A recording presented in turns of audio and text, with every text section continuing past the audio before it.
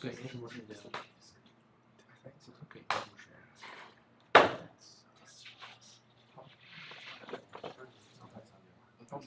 Oh, it's not. No, oh, it's a good option for which one? For season, like, no. For conjugates, no. Here, it's like $20.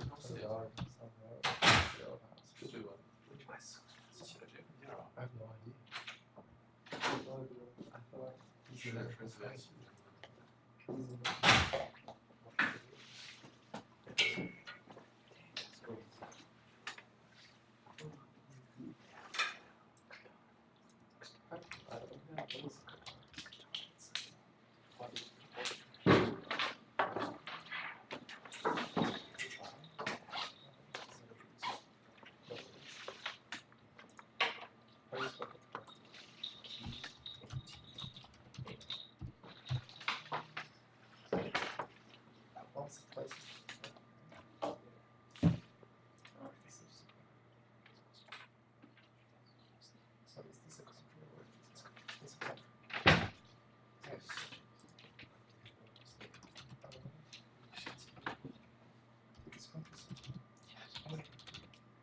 They have all. The ones that all.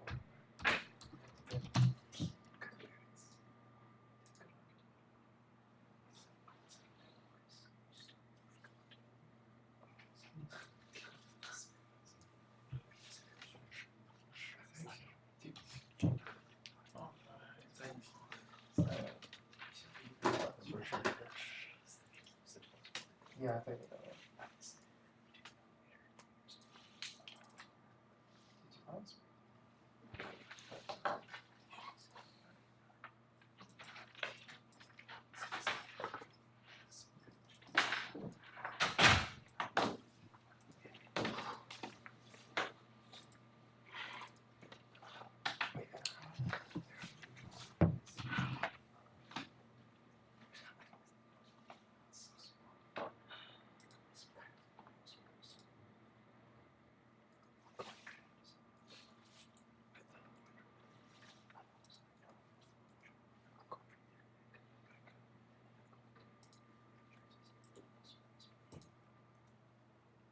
What's the program?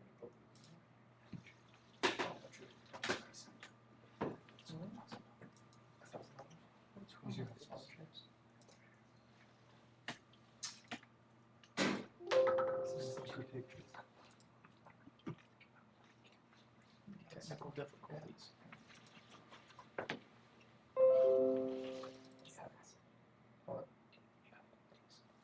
All right.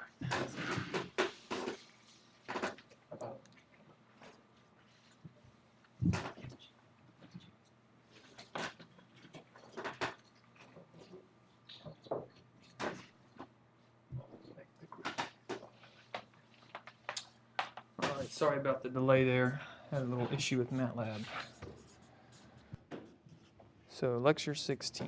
Today we're going to basically get into the IIR filter design, kind of finish up where we were last time with Butterworth, and then do a design example, and then slowly transition over to, I guess, FIR filter design. So that's where we're started. Now to get caught up, we've all probably forgotten where we left off with Butterworth. So let's try to recapture the essence of what was happening, and then we'll do a design example. So we were trying to derive how would you construct a Butterworth filter transfer function, which then we were going to use bilinear transformation to get a implementable discrete time version of it. So in our example, we were just given the order of the filter. We were saying, yep, the order is 2. Let's just run through the process. I'm sure you can look some of this stuff up. These transfer functions are not difficult to calculate or even find online. So one of the salient features of a Butterworth filter, what makes it a Butterworth filter, or is that the magnitude squared has this form. And it turns out that this gives the frequency response a very particular look to it. It's maximally flat in the pass band and then monotonically decreasing in the stop band. And that's what makes it a Butterworth filter.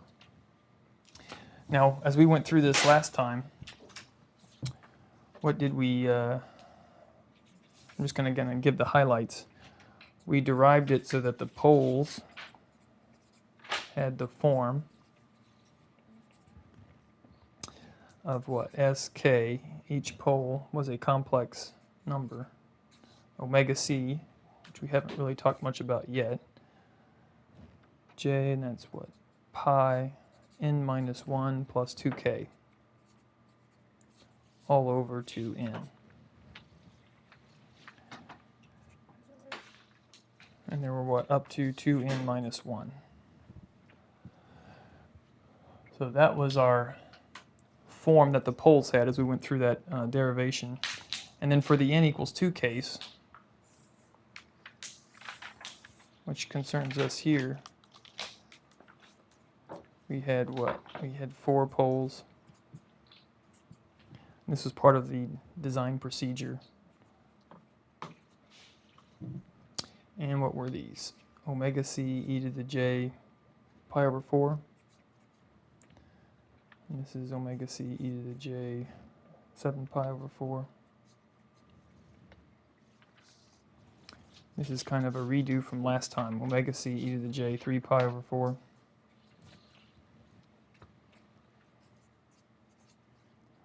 Pi over 4.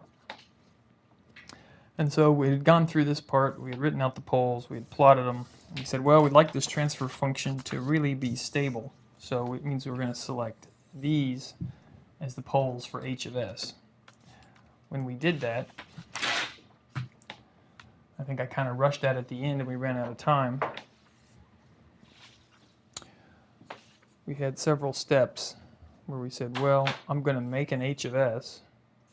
I'm going to select just the poles that I want to make it stable. So that was e to the j 3 pi over 4 times s minus omega c e to the j 5 pi over 4. It's a j. So those were our 2 poles. And we noticed right off the bat that, well, e to the j 5 pi over 4 equals e to the j minus 3 pi over 4, right? Which is nice because that means we can rewrite this in a way that's really suggestive of how to simplify it, right? So we get e to the j 3 pi over 4 and s minus omega c e to the minus j 3 pi over 4. And that just kind of screamed, okay, we're going to use the Euler relations to simplify this. And so I think by multiplying it out, we're going to end up with, and you can see s times s is s squared, minus omega c, j 3 pi over 4 times s, then minus another j, or minus another omega c s times e to the minus j 3 pi over 4, so we can factor out those complex exponentials and make a cosine out of it. So we ended up with what? S squared minus 2 cosine 3 pi over 4 omega c s plus omega c squared, which comes from the fact if you multiply these together, the complex exponentials cancel out. So you're left with that. I think the next to the last step was we can simplify this. This cosine of 3 pi over 4 is just square root 2 over 2 times 2 is square root 2. And so we ended up with the very end s squared plus square root 2 omega c s plus omega c squared. Then I had to rush this very final step because we were out of time, so let's revisit that.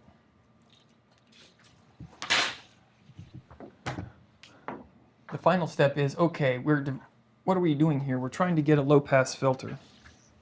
So if we're getting a low-pass filter, and you just apply common sense, you'd expect, well,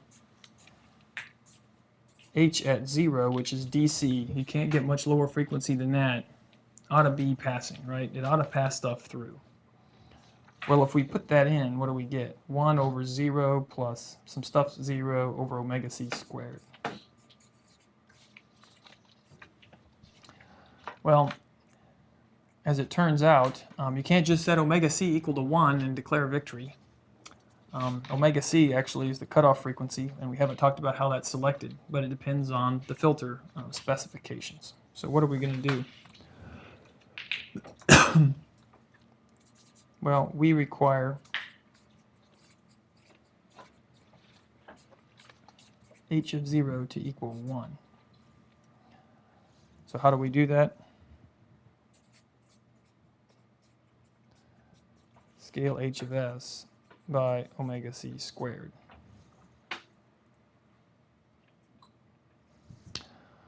So if we go ahead and say, you know what, that h of s was great, but now I'm just going to scale it by omega c squared.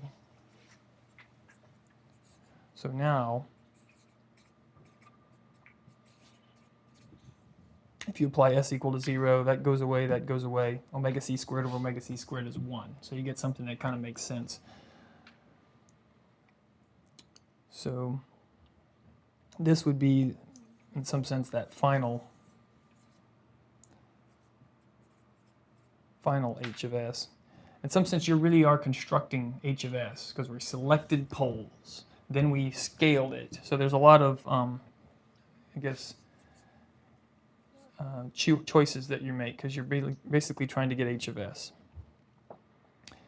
Now I think the easiest way to kind of put it all together, now that you've seen kind of what goes on under the hood for the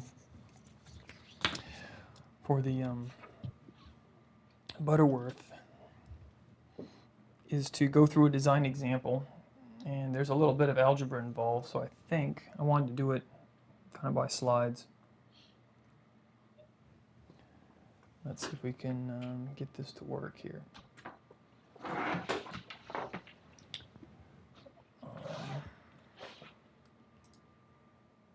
Let me guess, I'm not using the what I want to use here. Close all tabs.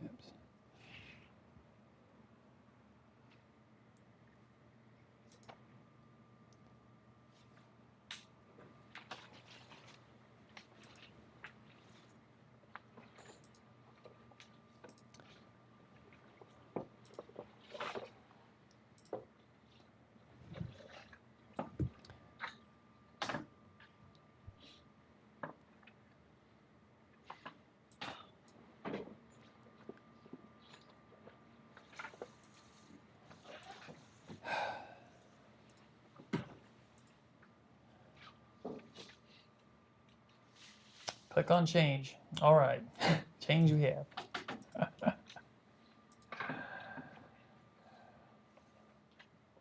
2 easy steps. All right. Sorry you had to see that. Click, click, click. All right. So what I wanted to go through is just the design steps. Kind of, I have like words and then pictures, and we're actually going to go through and do it. So kind of the steps at a high level is, what do you want to do? First of all, you have to get the pass band and stop band frequencies and the attenuation. So what are you trying to build as your first step? Can you identify the requirements for the filter? So sometimes that's the hardest part of this whole thing. What pass band, stop band, and what do those frequencies need to be? I think we kind of glossed over that a lot because it's application dependent. The next step is to pre-warp the discrete time frequencies to continuous time. And I think we went through that at the very beginning, where we have a relationship between those frequencies and continuous time and discrete time last lecture. And then using continuous time frequency, you solve for the filter order n. So, and you have to use the specs. So we're going to show how to do that. It's fairly straightforward. And this is just sort of the bullet by bullet thing you're going to see. I'm telling you now, but you're going to see as we go through. N has to be an integer. I cannot build a filter of order 3.62. I have to have a filter of order 3 or of order 4. Well, as it turns out, then you have to choose, all right, if I have a 3.6 N, I need to set that to 4. If I set that to 4, then I'm going to have to choose omega C to satisfy one of the specs exactly. And there's 2 specs, pass band attenuation and stop band attenuation. We're going to look at a plot so you can kind of remember those. And so using N and omega C, which were kind of the function or parameters of the Butterworth filter transfer function, we can collect poles again like we did last time, like we just did.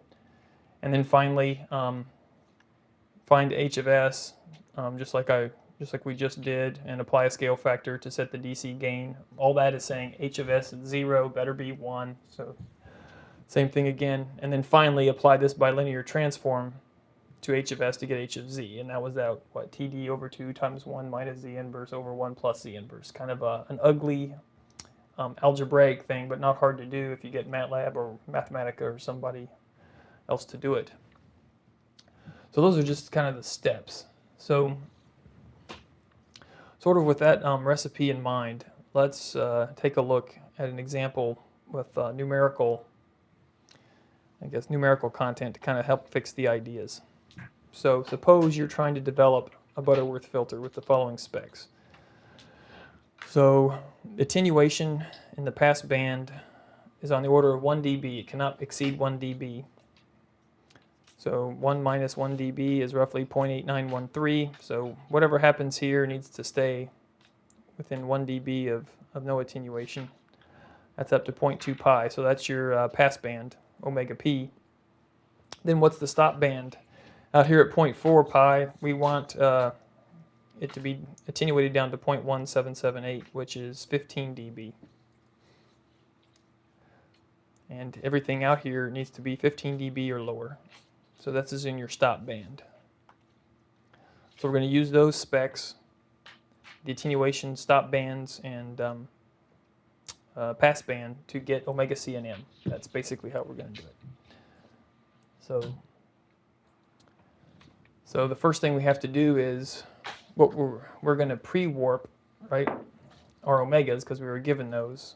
Remember, one was 0.2 pi and one was 0.4 pi, so we have to pre-warp those to continuous time. Here's the formula that we derived last time. And the filter is designed in continuous time. That's all that H of S stuff.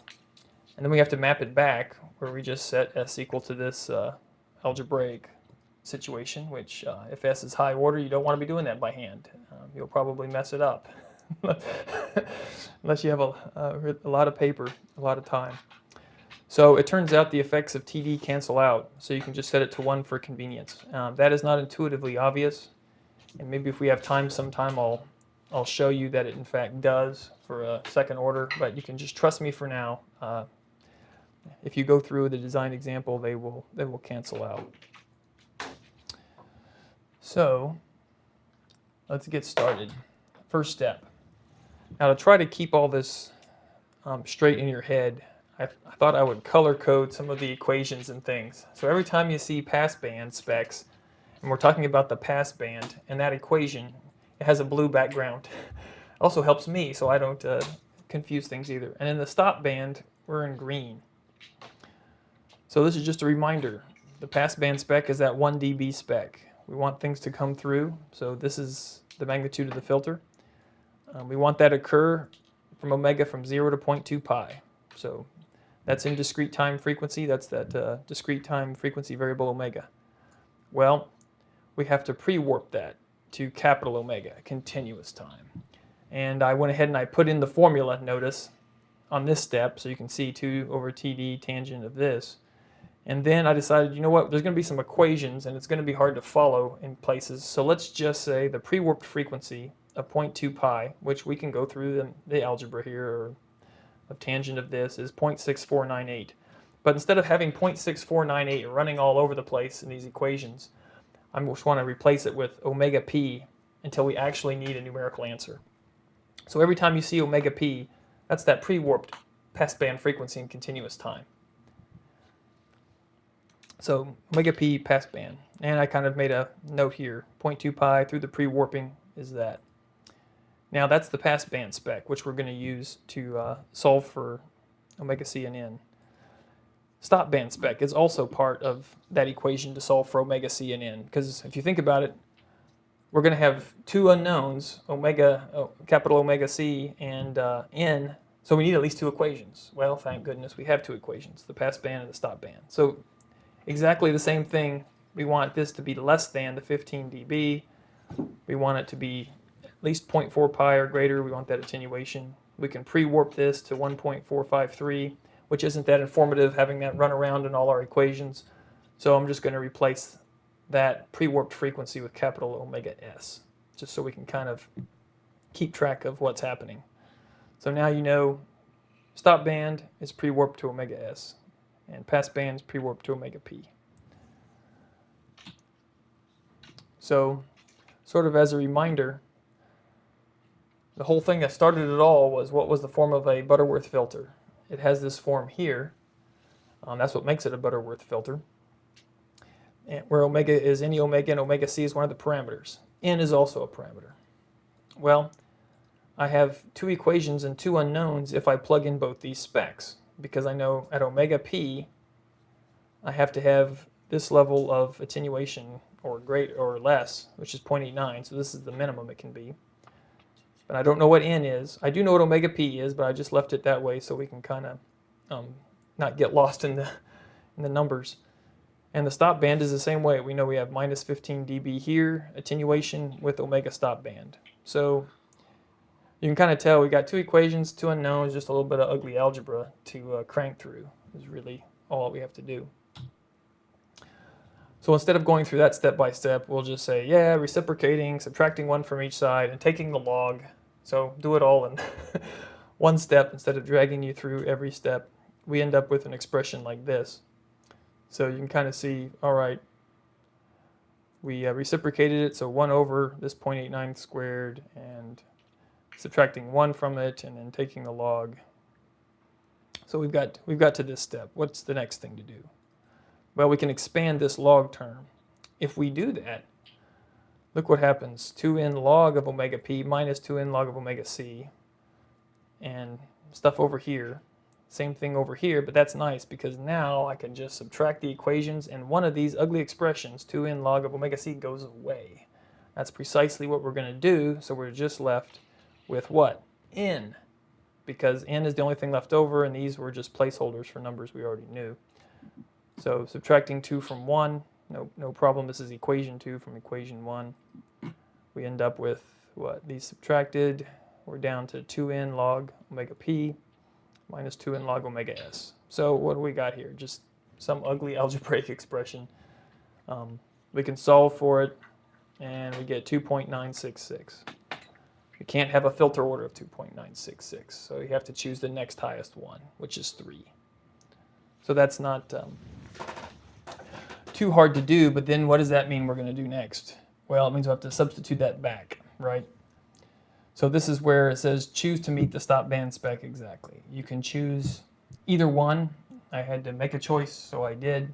But remember, at two equations and two unknowns, if you let n equal 2.966, you can simultaneously make them equal, or make them meet their, satisfy them at the same time.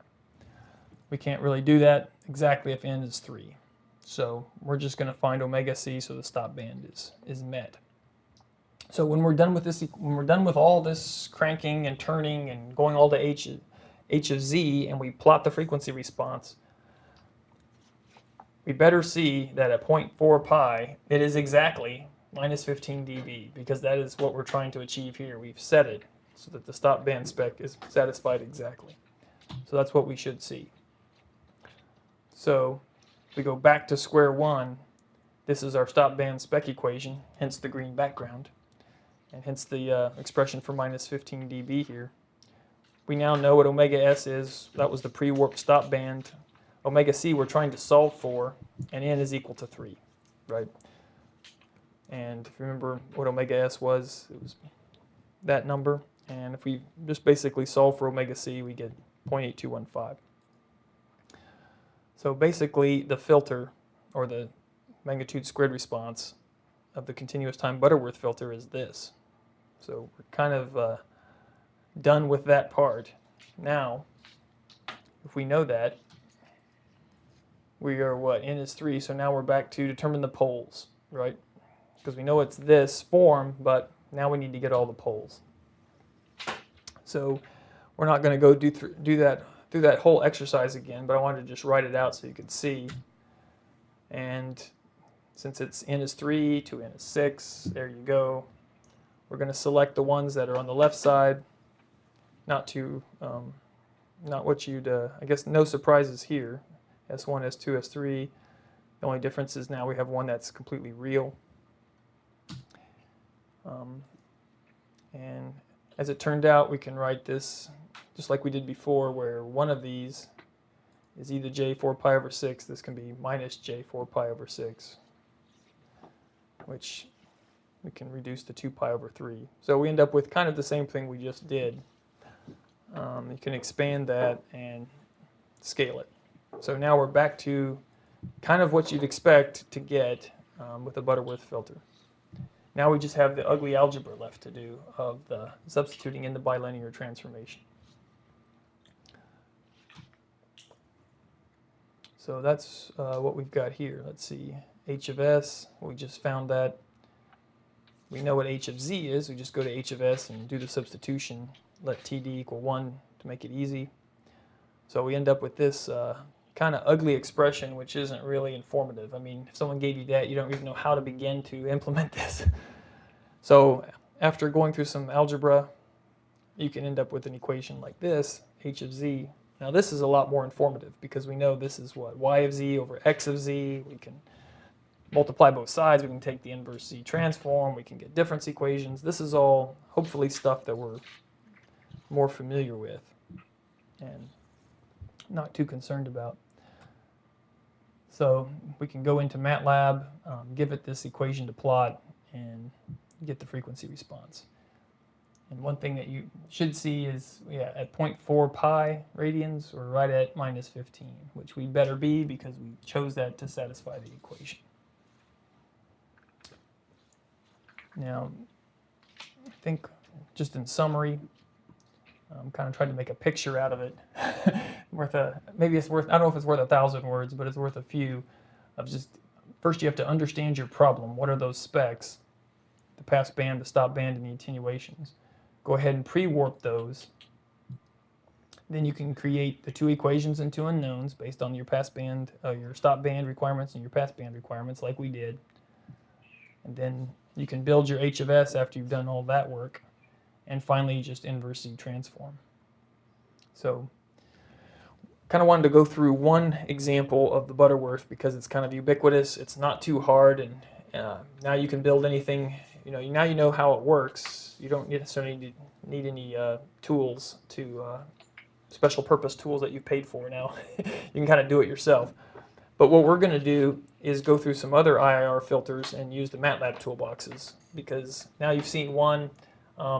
In the appendices, there are examples where they go through it kind of by hand like we did for the Chebyshev and I think the elliptical, but we're just going to use the MATLAB toolboxes in class for that, because I think you get the idea now. One might be enough. So there's any questions about that before we go into the toolboxes and everything? That kind of relatively straightforward, if somewhat lengthy. So the first thing we'll do is sort of introduce these toolboxes, and then we'll do some examples and kind of compare and contrast what's going on here.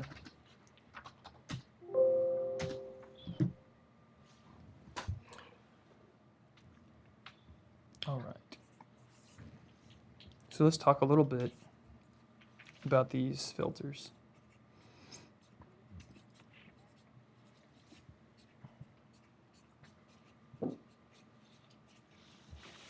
Chebyshev and elliptical filters.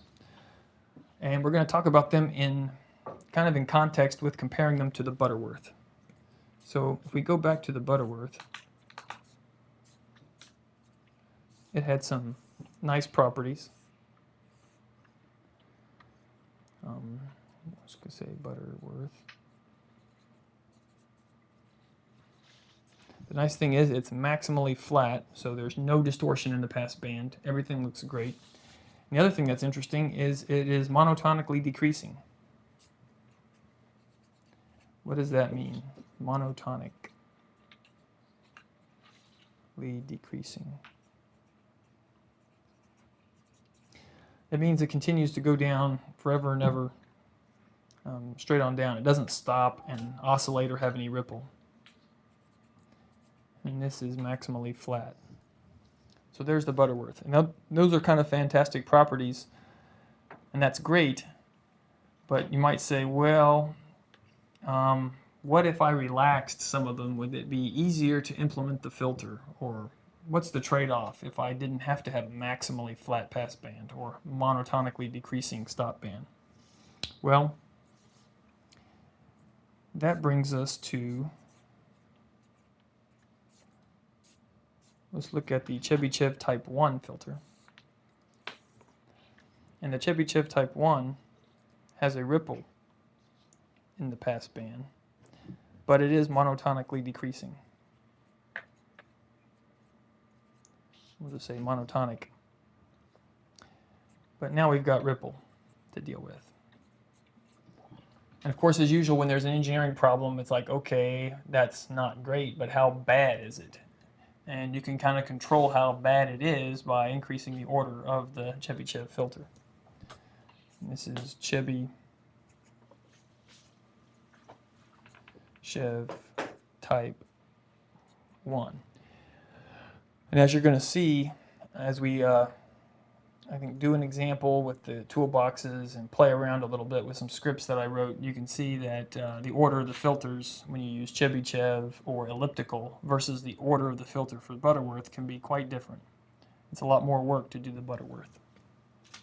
And that's in terms of the processing power required. Now let's say that your application is such that you really can't tolerate any ripple. And that's a no-go. It's like, okay, I can't deal with the ripple. So there's a Chebyshev Type 2, which is flat, but then has ripple in the stop band.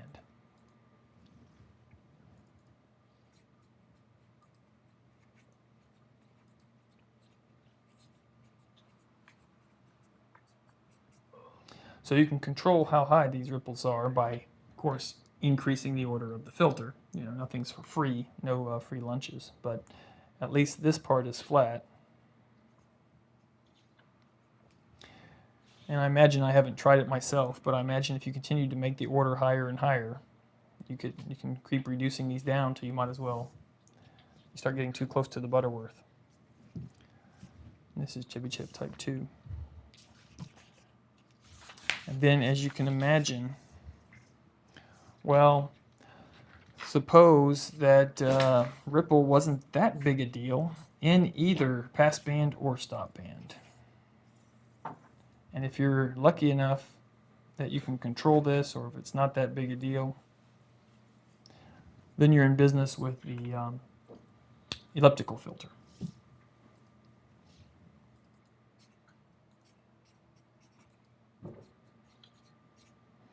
And so we've got equi-ripple, which means these are all the same height, and equi-ripple here. So if you can tolerate this, as it turns out, the order of the filter is going to be much smaller with elliptical. And the tougher the filter specs, the greater the savings, which we're going to see a little bit later. We're going to do a simple example where the savings are about half, but it can be even much more significant if the filter specs are hard to achieve with the Butterworth. I think what we'll do now, just to play around with these, is take a more industrial strength example And in this example, work it in MATLAB while I just sort of introduce the toolboxes and kind of show this is how we go through the same steps that we did with the Butterworth, but it's obviously much faster because the machine is doing all the calculating for you and producing the filter coefficients for you. So let's do an example to kind of exercise this and say, all right, we want a filter design where that's no more than -1 dB, so we don't drop more than a -1 dB. And this is -30 dB, and this will be at 0.3 pi, and this is going to be at 0.2 pi. So this is our example. So what is omega p? That's the passband edge, 0.2 pi.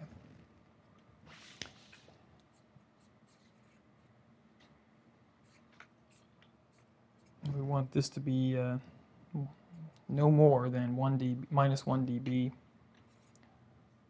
which is that 0.8913, which I hope is 10 raised to the -1 over 20. Our stop band, omega s, is at 0.3 pi.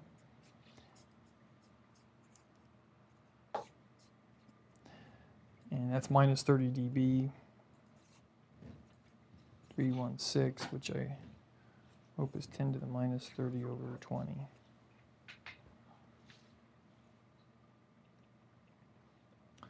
So these are the specs that we're going to use and put into the toolboxes and see what we can get out. And as I said, you can do these by hand in the appendices of the textbook if you like. We're going to sort of use the tools here. Let me get the diary started and then I'll turn on the screen here.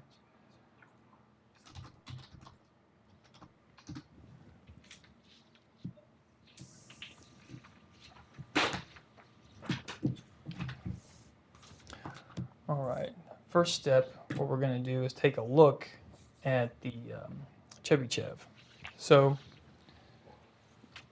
and I'm making a MATLAB diary which I'll post, so just try to watch and make sure you kind of understand what's going on and holler if you have any questions.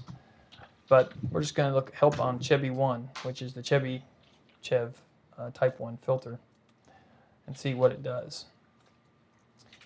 So type 1 digital filter, analog filter design. So what does it do? Well, it gives you these coefficients B and A, which we're going to talk about in just a minute, which describe the filter. Given that you put in these inputs, the filter order, R, which is the ripple in the passband, and WP, which is the passband edge. And the only thing I think that's stands out is what? The passband edge must be between 0 and 1, where 1 corresponds to half the sample rate. So since this is in digital domain, pi is half the sample rate. So let's, I guess the first thing we don't know n, but we know r. The ripple is 1. Why? Because with r decibels of peak-to-peak ripple. So they put it in decibels, which makes it a little bit easier for us to use. So r decibels of peak-to-peak ripple. How's that? Yeah, I think that's visible. So let's see, omega p is 0.2 times pi. That's from our specs. Now, how do we get in? That's our next step. Well, as it turns out, there's something to help with that. Chebby 1 ORD, which I think you can see right there, pops up. So that helps you get the order of the filter. So if we scroll to the top on this one, the outputs are in and a modified WP, because the inputs are WP, so the passband edge, stop band edge, and ripple in the passband, and I think what's this, RS is just attenuation in the stop band. Is that right? Passband ripple of no more than RP and a stop band attenuation of at least RS. WP and WS are passband and stop band edge frequencies. So let's give it a whirl here. WP, WS, RP, and RS. Well, RS was 30, right? And this double check our units, right? It's always easy to mess that up. A stop band attenuation of at least RS dB. So there's a lot of ways to mess this up. You could put in the absolute value. You could put in minus 30. I'm not sure what it'll do then, but it's saying it's in attenuation already. So you just need 30. And we said what? RP was already... I thought RP was 1. R is 1. Oh, I think I see what I did. I hadn't cleared everything out. So our passband was 1, our stop band is 30. WP was what, 0.2 times pi, and WS was 0.3 times pi. All right, so now let's give it a shot.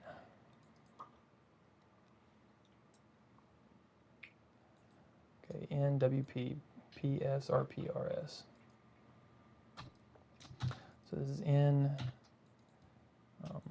WP modified, if we need to modify it, Cheb ord.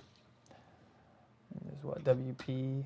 Now remember, everything is normalized by half the sample rate, which is pi, right? So I get S divided by pi, and I'm already forgetting. PS, RP, RS.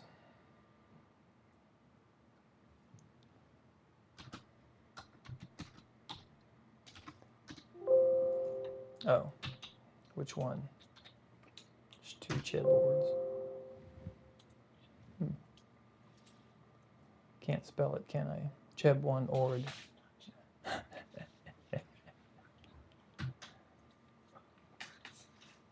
You can see I use this every day. There. So N is 5 and WP mod is 0.2, so it didn't change it. You kind of have to run that because it can tell you to change it. Some filter designs, it'll say, nah, we got to modify it. And so you just need that one. So now let's apply the Chebby 1 and kind of RP, RS. And I think we need WN first, don't we? WP mod, which it came out already normalized. And what? RP. I think I have this wrong. It's RP and WP mod. So now we've got these B and A coefficients, which I haven't really talked about. Those basically implement the filter and describe the filter. So what are they? Well, there's a filter command that you can use to implement the filters. And I probably have used this before in other classes, I imagine, where you give it the coefficients B, A, and X. X is the input. So what is the difference equation? Well, it basically implements that difference equation, which I hope isn't too mysterious to you, because if we go back to kind of square one, if we use that difference equation, what is it doing? Let's go back and say A1. I'm just writing down basically what MATLAB has as the difference equation. Plus ... it goes on, minus A2, y of n minus 1, A3, y of n minus 2, and so on, y of n minus 3, minus ... Well, one of the things we like to do is move everything over to the other side, so we end up with what? A1, y of n plus A2, y of n minus 1 plus ... equals what? B1 of xn plus B2 of xn minus 1 plus ... Right? So that's what it's going to be implementing. But We can also say if I take the z transform of both sides, what do I end up with? Y of z times a1 plus a2 z minus 1, a3 z minus 2, dot, dot, dot, x of z, right? b1 plus b2 z inverse plus dot, dot, dot. So we're just kind of backing out what it's doing. Y of z over x of z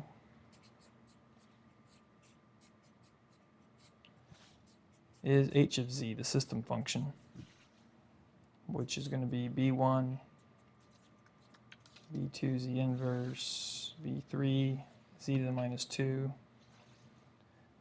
etc.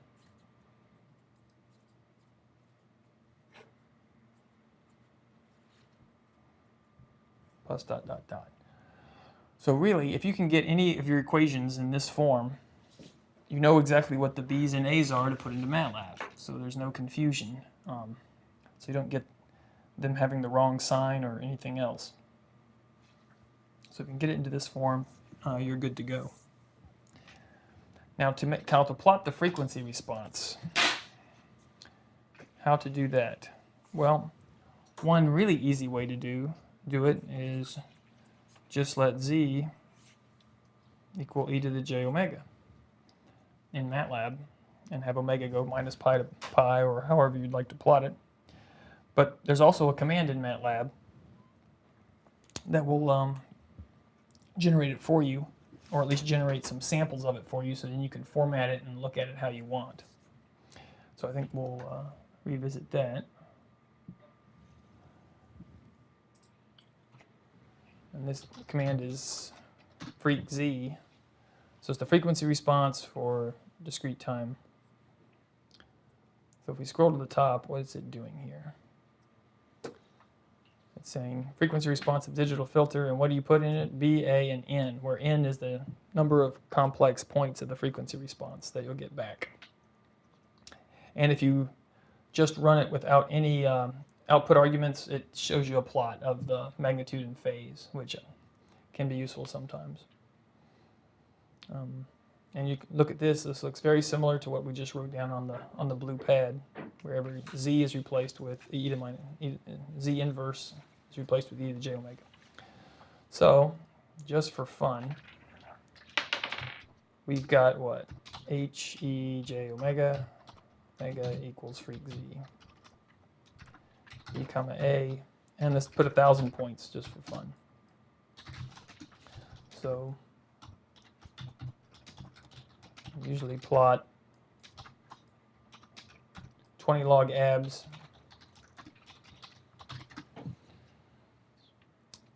and let's take a look at what our output is.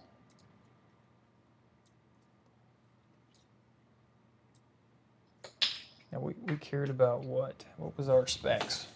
0.2 and 0.3. So if we look here, there's about between 0, I don't know if that's legible or not, 0 and -1 of passband ripple, which meets our requirement. Then at 0.2 pi, which you can probably barely see there, it takes a nosedive. And let's see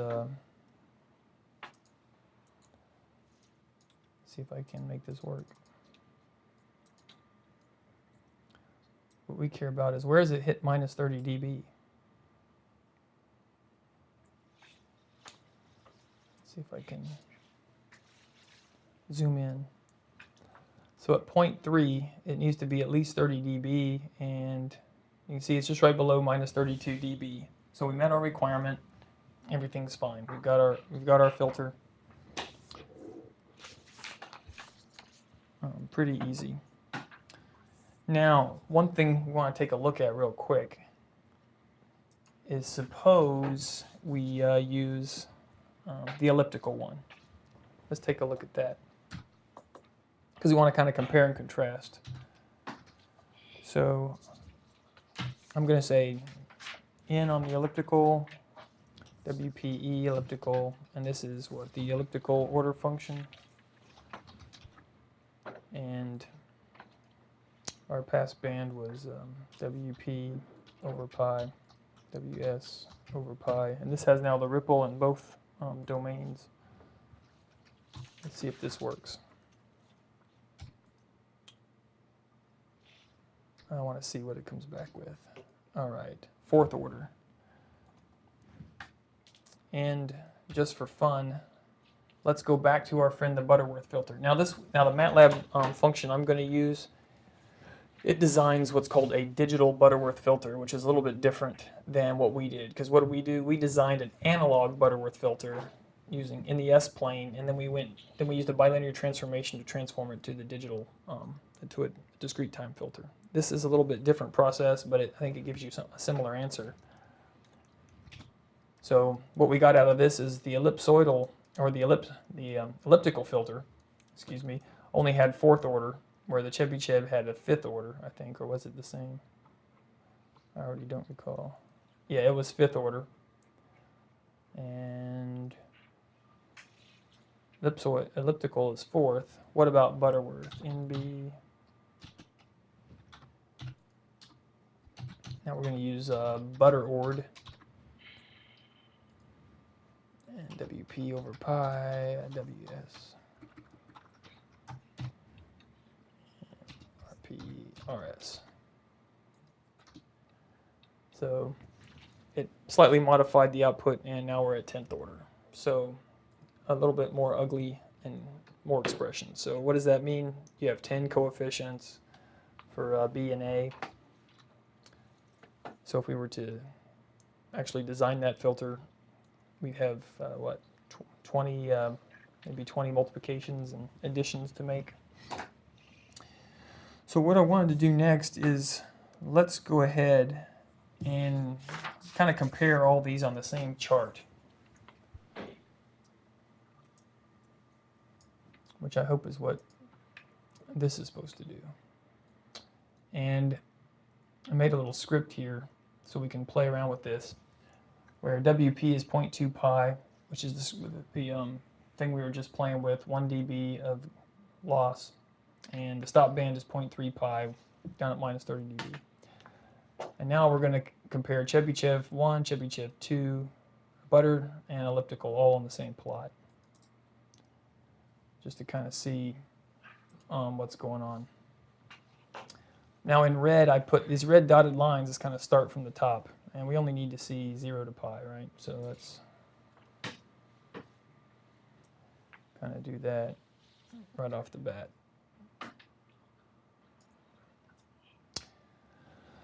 So the dotted lines are where the specs are. So minus 1 dB line is there, minus 30 dB is here, 0.2 pi is there, 0.3 pi is here. So we can kind of see, all right, is this thing going to meet our requirements? And we've got Chebyshev type 1 in black, Chebyshev type 2, that's the purple, elliptical's green, and blue is Butterworth. And you can see that the Chebyshevs are both order 5, the elliptical's order 4, and the Butterworth is order 10. So more work to do if you're Butterworth. And if we blow this up a little bit, let's see if we can kind of see what's going on in the passband. So as you'd expect, the green is elliptical, you have this ripple, and the black is the Chebyshev 1, you've got ripple. But for the Chebyshev type 2 and the Butterworth, it's smooth, maximally flat. Reset to original, and let's see what happens. Let's just blow this area up and take a look. So as we approach 0.3 pi, you can see these things are scaling down very fast. To me, what's interesting is look at the elliptical. It's already below minus 30 dB, basically at 0.25 pi, but the ripples in the return cause it to just meet spec at that frequency. And the other ones are a little bit different, but everybody is meeting their requirement. If we blow that up, you kind of see they all just meet the minus 30 dB. Now the savings between the Butterworth and elliptical maybe don't seem great. Okay, it's about a factor of 2. But one thing that's interesting is let's just change the spec. So suppose we add another 0 in there. and run it. So now the elliptical is 5 and the Butterworth is 15. So now we're starting to talk about a little bit more real savings. Notice the elliptical, it went up by 1 order when I changed the requirement by 20 dB. So it's pretty efficient in terms of using the coefficients to get what we need. And there's not much more of interest there. It just looks like the same plot with slightly different scaling. So the only thing that's interesting is what's happening over here with n. So hopefully that gives you a little bit of a feel for what these things are supposed to look like and the savings you will get. Let's see if I have, do I have these things in memory? Let's see, yeah. Like B underscore B, those are the butter coefficients. So look, there's basically 16 coefficients for the Butterworth in B, and then what is it, A underscore B. Another whole bunch of coefficients for the A. So if you look at that, that's a bunch of multiplies.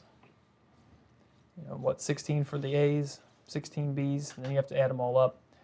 And if we look at our elliptical filter, what is it, B underscore E, A underscore E, a lot less. So you can kind of see a lot less work if you can get away with elliptical. Can we see them side by side? Just to visualize the cascade and stopping. Talking about this one. Yeah.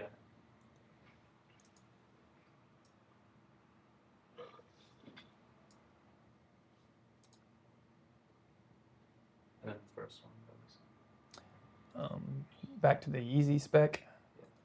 Let's go back to the easy spec.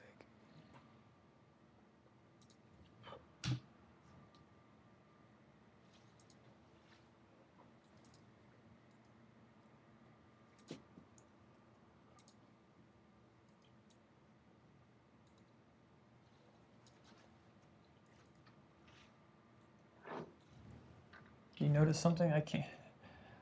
I don't know. Nothing sticks out. Almost seems like you move this. I moved this dotted line down, and everything just sort of moved down a bit. But the coefficients really do change.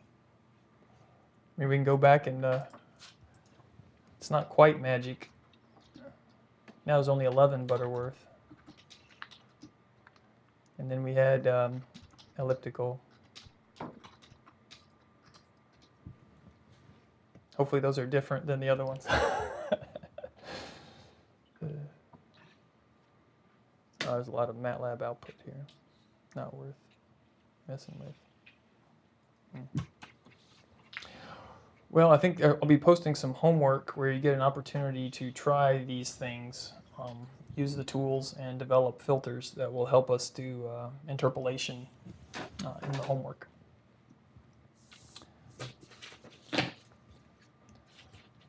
I think with what's the time that's left,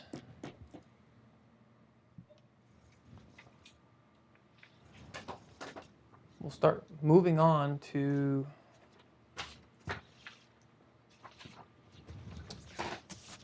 FIR filtering. So that was IIR filtering, infinite impulse response. Now we're going to talk about designing FIR filters.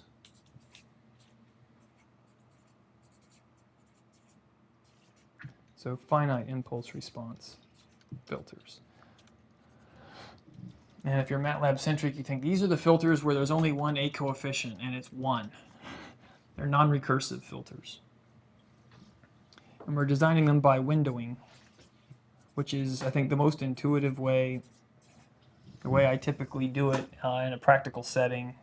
And as we go through kind of the design process, you get the more insight into what is going on, I think, when we study this. So there's a lot of benefits. And this is simplest method. And the nice thing is it kind of starts with the desired frequency response.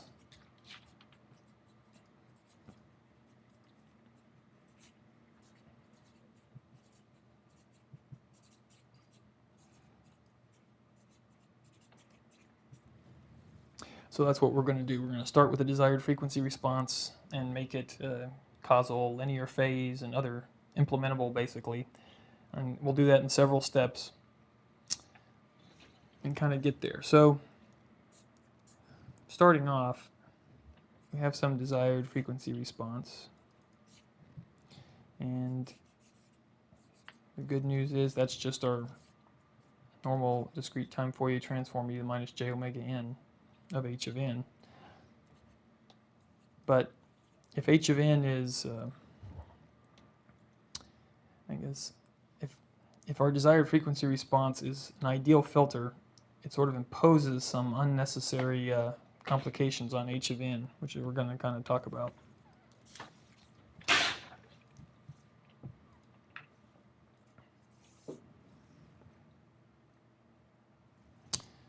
So if we went back to our ideal,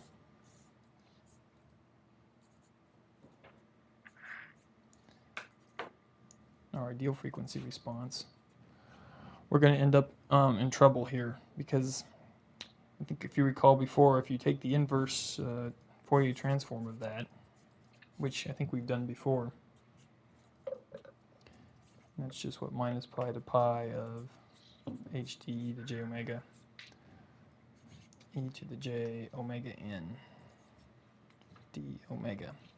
It turns out that if we go through this math, h of d is non-causal and has an infinite impulse response. So that's no good.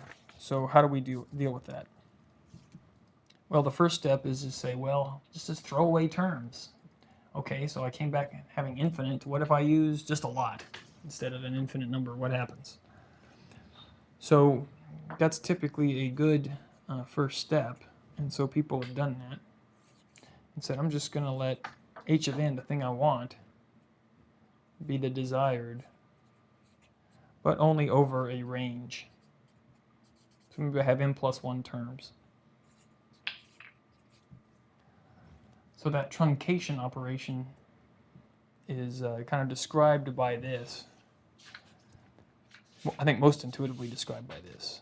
But as it turns out, it's mathematically easier to show what's going on, and it gives you some insight to say, you know what, I'm going to implement that truncation operation by what's called a window function. So I'm going to multiply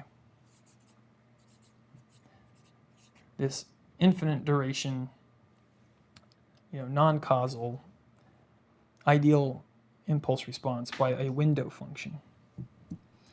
And that's going to help us, I guess, it'll give us some options in how to understand this and makes it somewhat easier. So there are different window functions you can use to truncate and sort of shape this impulse response. The most straightforward one we'll use right off the bat is the most intuitive. I'm just going to multiply everything by 1 if it's in this range. And of course, as you'd imagine, it's called the rectangular window because it's all ones, so it sort of does a rectangle, or maybe a boxcar filter, or I've heard that term. So if we apply that, what are we going to end up with? Multiplying in time is a convolution in the frequency domain.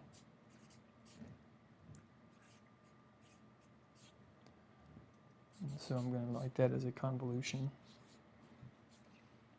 Omega minus theta, d theta. So multiplication in discrete time is convolution in discrete frequency.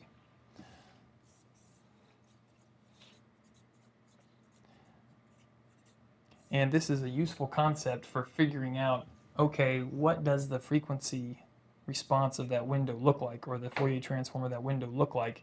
And then when that's convolved with my ideal, what's going to be the output? And depending on how this is, depending on what Wn is, it's going to have a different frequency, I guess a different Fourier transform, which then affects the final output. We're going to kind of show some of that. the first step is, how does M affect things? So let's kind of do a thought experiment and say, well, there's some trade-offs here that we're going to have to keep in mind. So, step one, we know this is a convolution. We also know that what do we like to convolve with at every opportunity? Delta functions, because it's very easy to convolve it because the input is the output of the convolution. You can't get more straightforward than that. And in our case, that's double bonus, right? Because what do we want? Wouldn't it be great if we had the desired frequency response? That's the input. We're going to convolve with this window function. So ideally, this window function, you know, in a, I guess, in an ideal setting, if that Fourier transform of the window function is approximately equal to some sort of delta function in frequency, you know, so if that was the case, what would happen? Well, that means I'm convolving with that, which means this would be approximately equal to HD of E j omega, which is that desired frequency response. Great. But there's a problem, right? If I so making that the case,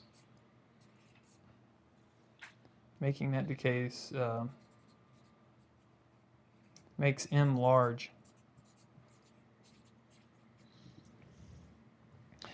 And one way you can think about that is if things are compact in one domain, they are spread out in the other domain, right? If you remember the Fourier transform of a delta function impulse response, or an impulse is all ones from minus infinity to infinity. So that's about as spread out as you can get, where the delta function is about as collapsed as you can get. So if I want this to look like a delta function, well, that's M gets large. Why? Because M is the extent of this window. So as this goes up, up, up, I can make the Fourier transform of it look more and more compact and more delta function-like, and so I get closer and closer to my ideal. That's one trade-off, or one situation, but here's the problem. You want to make W of n as short or compact as possible.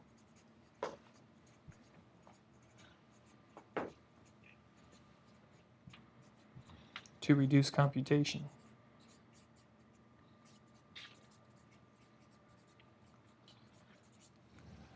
So we don't want an infinite impulse response, right? That's the reason why we started using W of n to start with. That's the reason why we got here. We didn't want to make W of n large. We wanted W of n to be compact in discrete samples. So the problem is 1 and 2 are in conflict.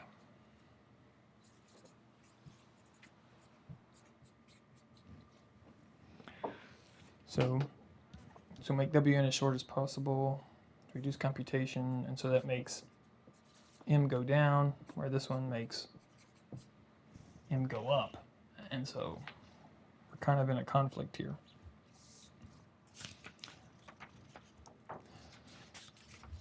I think what we're going to do next is look at, the very last thing we're going to do today is look at several windows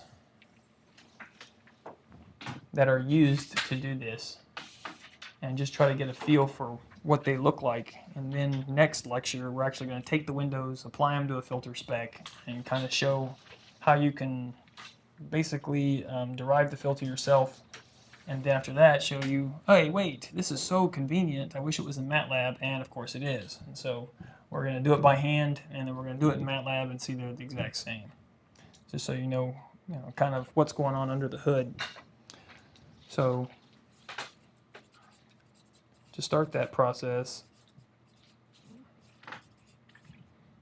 we're going to talk about some common windows and their properties. And the first one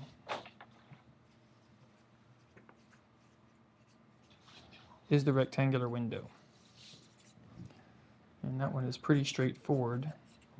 As we said before, just a bunch of ones. And 0 otherwise. But that's not the interesting part of it. The interesting part is what is the Fourier transform of it, because this is what's going to be convolved with your ideal and going to be kind of blurring it, smoothing it. So if we take the Fourier transform, since this is only exists from 0 to m, and that's a 1, so it's just that. Which I think we've done a few of these in the past, so we'll just skip right to the end. Let's see if we can fit it on here.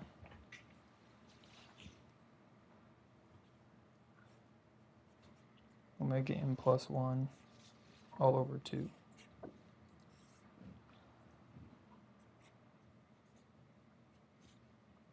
Sine of omega over 2. So we get a kind of a sine over a sine type response. Now, that's not as informative as what we're going to talk about next, is what does the shape look like? Because that's what's going to be convolving with our ideal and spreading it out. So let's do a sketch.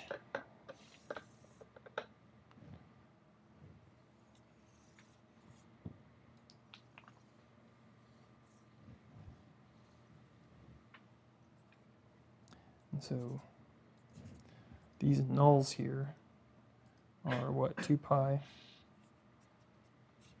all over m plus 1. That's minus 2 pi over m plus 1. So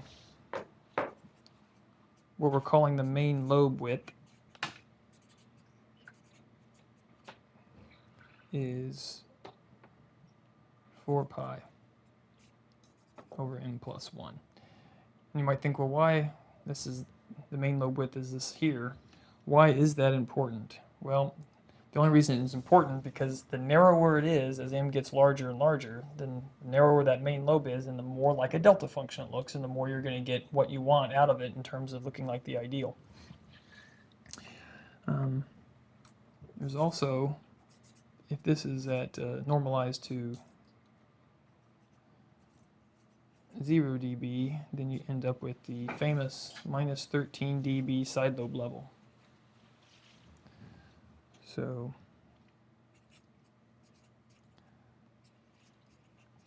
side lobe level, typically abbreviated SLL, minus 13 dB.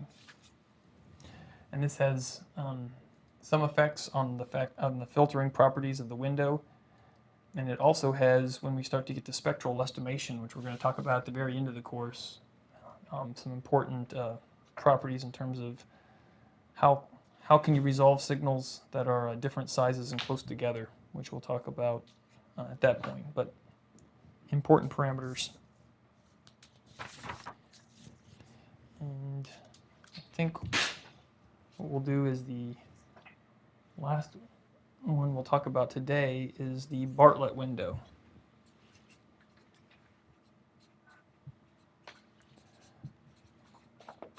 Bartlett window, commonly known as a triangular window.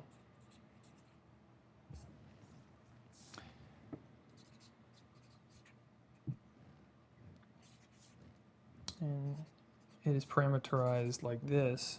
I think there are different ways you can do it. We'll do it like this, m over 2 for m even.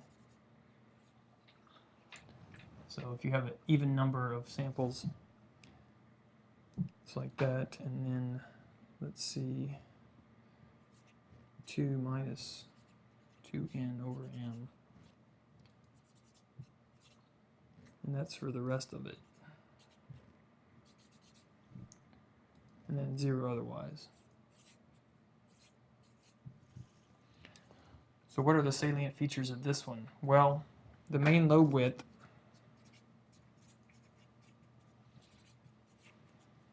I guess the frequency sketch is going to look basically the same as this, except the main lobe width is going to be different and the side lobe level is going to be different for each one. So we're not going to resketch it, we're just going to write down the properties.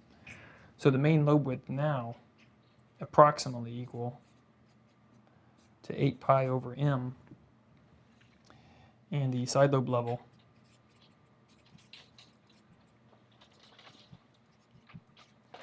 is approximately minus 25 dB.